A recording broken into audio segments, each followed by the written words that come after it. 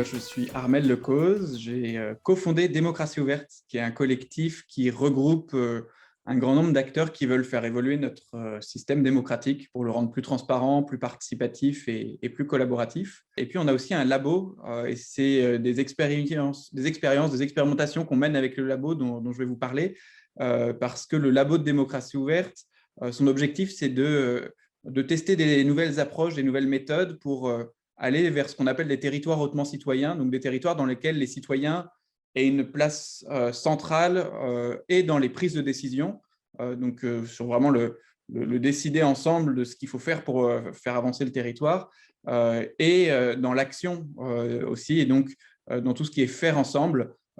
Et on teste des nouvelles approches, des nouveaux outils, des nouvelles méthodes en partenariat avec des collectivités territoriales. Au sein du labo de Démocratie Ouverte, on a mené jusque-là à peu près une dizaine de projets. Moi, il y en a un qui me semble particulièrement intéressant, qui est celui qu'on a mené avec la mairie de Loos-en-Gohelle, donc qui est une petite ville dans le bassin minier près de Lens, une ville d'un peu moins de 10 000 habitants, qui a un passé minier très, très fort, qui a du coup des habitants qui ont beaucoup souffert, d'une part, dans leur santé par rapport aux mines en tant que telles, parce qu'extraire du charbon des mines, ça cause tout un tas de problèmes de santé. Puis ensuite du chômage une fois que les mines ont été abandonnées, donc un territoire plutôt avec des grosses difficultés. En fait, ils ont réussi à être pilotes de la transition écologique en étant aussi pilotes de la transition démocratique, au sens où ils ont réussi à mobiliser tout un tas d'acteurs avec des nouvelles approches, des nouveaux outils, des nouvelles méthodes. Nous, ce qu'on a fait avec ce territoire pilote, c'est qu'on a essayé de trouver une solution à une problématique qu'on retrouve souvent, c'est que les gens, quand on leur demande de participer, il y a un peu une démarche qui arrive souvent, c'est on va dire, d'être dans les doléances, de dire voilà mon problème, et d'être presque dans une posture de consommateur en disant mon problème c'est ça, et donc à vous la mairie, puisque vous êtes le politique, de résoudre mon problème.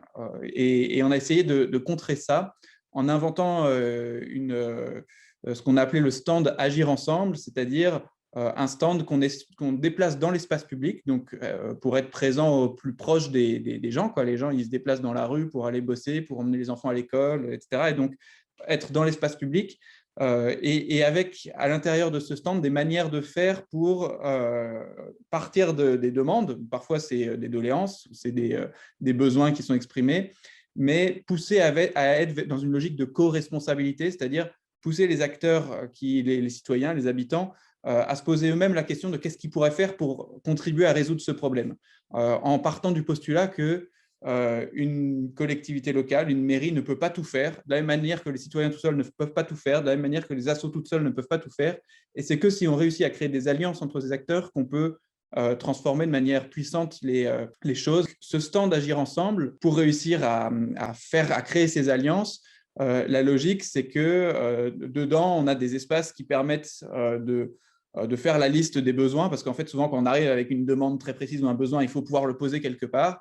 Et ensuite de partir aussi de fiches, et notamment d'un dispositif qu'on a appelé le 50-50, enfin que la mairie de Loos-en-Gohelle a appelé le 50-50, c'est-à-dire c'est du 50-50, c'est-à-dire quand on vient avec une demande en tant que citoyen, la collectivité répond en disant ben voilà ce que nous on peut faire, et à vous de trouver ce que vous pouvez faire. Sur le stand Agir ensemble, on est sur la commune de Loos-en-Gohelle qui est un peu moins de 10 000 habitants. On a vraiment essayé de mobiliser déjà dans la collectivité elle-même au moins d'avoir une dizaine d'élus impliqués, c'est-à-dire que ça ne peut pas reposer que sur un élu ou deux, il faut qu'il y ait plusieurs élus. Et donc là, on était sur à peu près 10 élus qui étaient mobilisés autour de l'imagination, de la conception de ce stand Agir ensemble, parfois plus sur des temps très, très large avec tous les élus qui étaient invités, et puis avec un petit noyau dur de 3-4, dont le maire qui était impliqué sur la démarche. On a aussi un enjeu important, c'est de réussir à mobiliser les services, et donc là aussi on avait plusieurs agents qui ont été mobilisés à certains moments. On a été jusqu'à, je pense aussi, une dizaine d'agents engagés. Et puis, on a dû faire 7 ou 8 ateliers de co-construction, de co-design de ce stand Agir ensemble, que ça soit depuis les tout premiers ateliers très prospectifs jusqu'au fait d'essayer d'en tester certains formats sur le terrain. Mais il me semble qu'il y a plusieurs dizaines de projets 50-50, par exemple, qui sont menés à Los Angeles avec du coup des demandes qui viennent des citoyens et la mairie qui répond en partie en s'appuyant aussi sur les citoyens. Un autre exemple très concret, c'est avec les agriculteurs qui viennent demander à ce que des chemins soient entretenus et des randonneurs qui veulent qu'il y ait des chemins de randonnée, etc. Et ben, de s'appuyer sur les paysans qui utilisent leur matériel agricole pour entretenir les chemins. Et du coup, voilà, il y a aussi une coopération qui se fait sur cette question-là, par exemple. Où j'ai un autre exemple d'un skatepark où du coup, il y a une demande de jeunes de construire un skatepark. Et du coup, la règle du jeu de l'usage de ce skatepark a été vue avec eux, plus les habitants, les riverains. Et donc, c'est les jeunes qui sont garants que ce skatepark soit bien utilisé. Et c'était un peu dans le deal et dans le 50-50 tel qu'il a été imaginé. Donc, voilà des exemples assez précis. Il y en a plusieurs dizaines qui sont aujourd'hui à l'œuvre à Los Angeles. Je donne un exemple très précis sur des bacs. Si on dit on veut une rue qui soit plus fleurie, qui soit avec plus de nature à l'intérieur, et ben la mairie dit ok, moi je peux vous mettre à disposition les bacs à fleurs, la terre et les graines. Par contre, c'est vous, les habitants de cette rue, qui plantez, entretenez, arrosez. Et donc on est sur du moitié-moitié. Les uns font et les autres aussi, et on trouve une bonne coopération et on réussit à faire plus et à faire mieux en étant en coopération. Donc, le stand, il propose cette manière de fonctionner-là. Le stand, il propose aussi que les élus et les agents de la collectivité soient sur place avec une véritable logique d'imaginer où viennent se brancher les demandes et les propositions dans la construction de la politique publique. C'est-à-dire qu'on n'est pas juste sur faire une liste de demandes, mais ils ont essayé de prévoir le circuit d'arrivée des propositions citoyennes dans leur manière de construire les politiques publiques. Et ça veut dire, quand on soulève le capot du fonctionnement de l'institution, ça veut dire réussir à changer complètement le cycle de vie d'une politique publique pour réussir à impliquer l'expertise citoyenne à certains endroits, les retours d'expérience.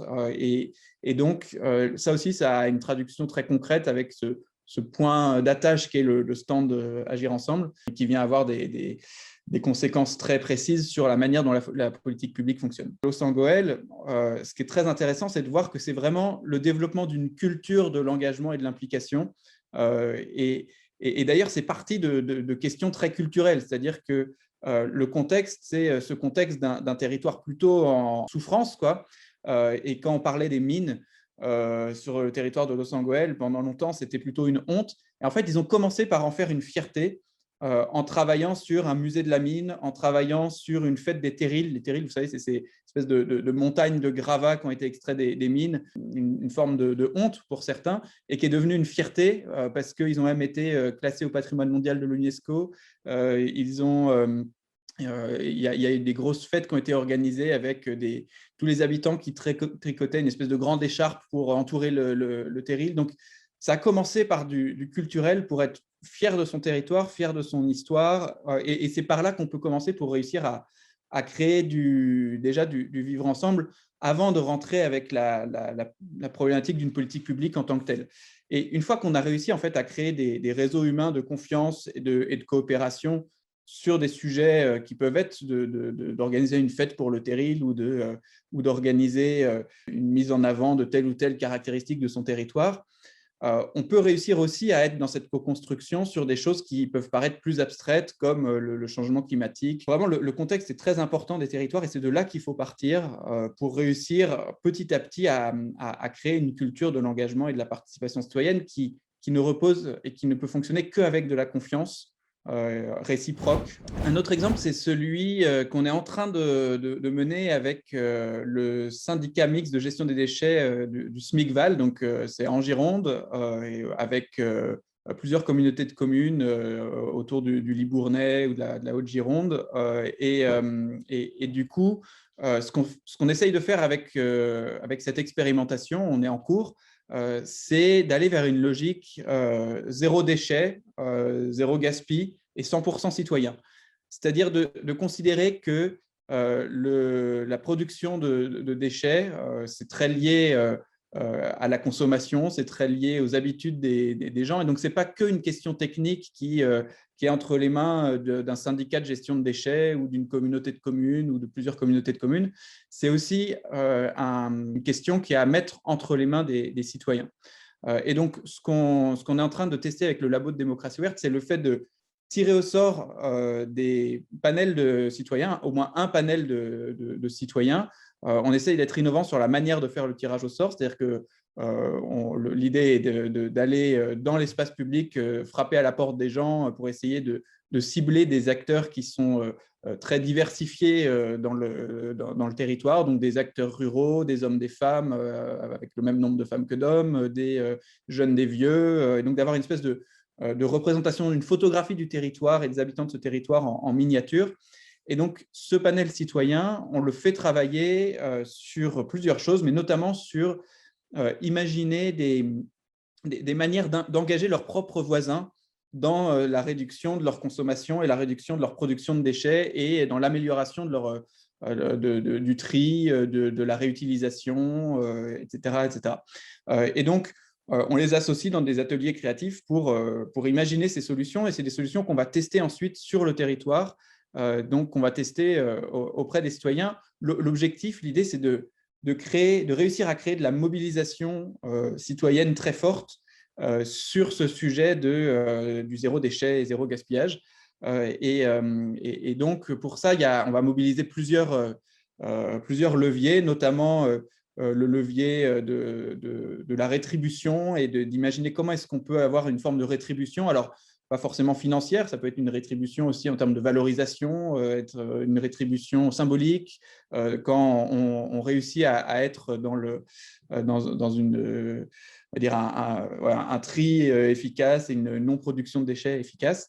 On va essayer de mobiliser un autre levier qui est s'appuyer sur les acteurs du territoire, les associations, les ressourceries, les acteurs du réemploi, etc., pour que ces acteurs-là puissent par eux-mêmes accroître leur nombre de membres impliqués sur ces sujets-là et donner plus envie de s'impliquer avec eux, autour d'eux. On va probablement mobiliser quelque chose qui marche bien aussi, c'est le fait d'être sur du festif, quelque chose qui peut paraître très technique et même avec des gens qui trouvent que la question des déchets, forcément, ce n'est pas valorisant, on n'a pas envie de s'y intéresser. En fait, si on réussit à en faire un moment convivial ou des moments conviviaux dans l'année, de la fête, où en même temps on fait la fête et en même temps on apprend comment faire, on trouve des solutions pour réussir à moins produire de déchets, tous ces éléments-là vont être mobilisés pour essayer de créer un engagement massif sur ce sujet-là et aller vers une logique de territoire zéro déchet. Si on prend sur le SMICVAL le panel citoyen, on tire au sort 15 personnes. Donc, ce n'est pas un panel qui est statistiquement représentatif, mais avec 15 personnes, on a de quoi faire des ateliers créatifs de manière assez simple. On peut quand même aller chercher une diversité importante de types de personnes, notamment on a un souci particulier d'aller chercher des personnes très éloignées des institutions, en situation de fragilité, et aussi de représenter de manière forte les jeunes. Si on prend le sujet du SMICVAL, on est plus en cours de lancement et de construction de l'expérimentation, mais on essaye de se donner justement des indicateurs de réussite, et donc on regarde forcément le nombre, la quantité de déchets qui arrivent dans les déchetteries. Et si on réussit à réduire cette quantité, c'est bien. On regarde aussi la satisfaction des habitants sur la manière dont la collecte des déchets est faite, comment est-ce qu'ils sont impliqués dedans, etc. Et puis on regarde aussi j'ai envie de dire, la question de la consommation, quoi. C'est-à-dire que si on a un territoire où les habitants se posent la question avant d'acheter quelque chose, quels déchets je risque de produire avec ça, on réussit en fait à être pas uniquement sur le pansement et le curatif après avoir posé le problème, mais être dans du préventif en essayant d'imaginer dès le début comment est-ce qu'on évite de produire du déchet, parce que c'est celui-là le déchet le plus efficace, c'est celui qui n'a jamais été produit. Alors, qu'est-ce que ça change de réussir à faire avec les citoyens, à mobiliser les citoyens?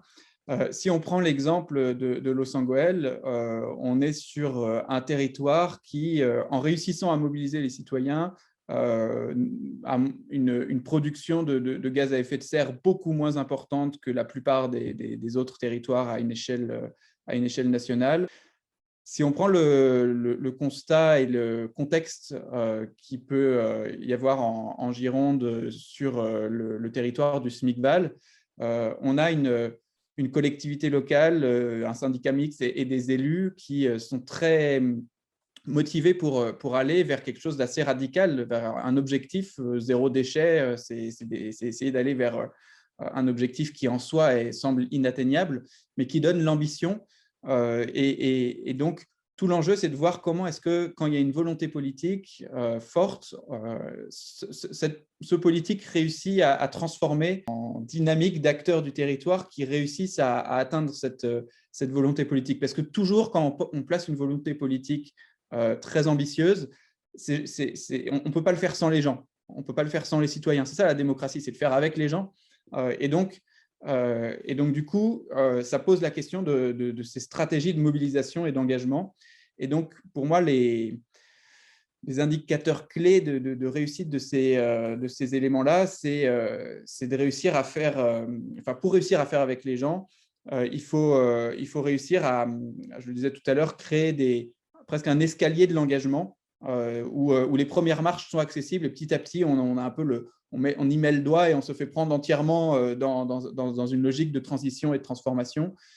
C'est le fait de réussir aussi à être très transparent et très, j'ai envie de dire, authentique dans la démarche, quoi. Plus on réussit à montrer que les institutions aussi, c'est des humains à l'intérieur et qui ont leur propre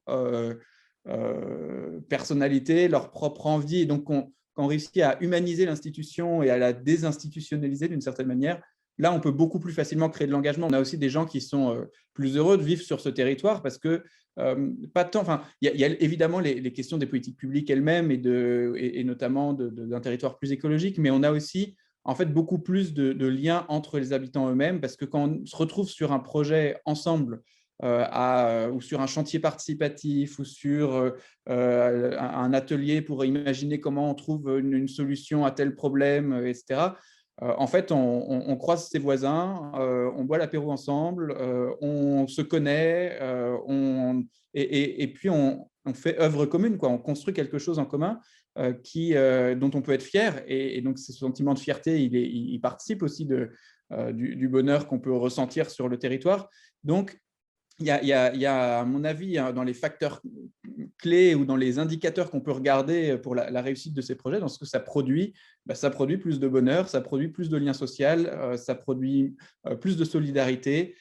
Et donc, au-delà même de l'intérêt pour les politiques publiques ou pour les questions d'intérêt général en elles-mêmes, il y a en plus plein j'ai envie de dire, d'effets secondaires bénéfiques qui sont aussi des indicateurs d'un territoire qui réussit à bien mobiliser ses citoyens et à bien créer une coordination et une animation territoriale.